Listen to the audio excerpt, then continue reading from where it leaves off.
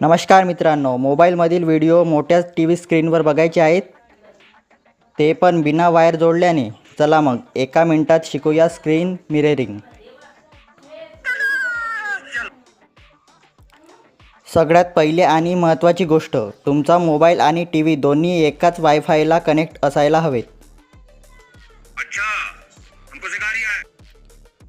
आता टी व्हीच्या सेटिंगमध्ये जाऊन मिराकास्ट किंवा स्क्रीन शेअर ऑप्शन शोधा आणि तो चालू करा.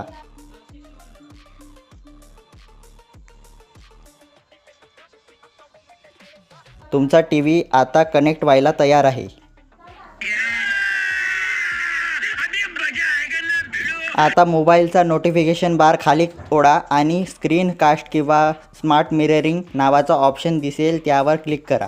तुमच्या टी व्हीचं नाव येईल त्यावर क्लिक करा आणि बस.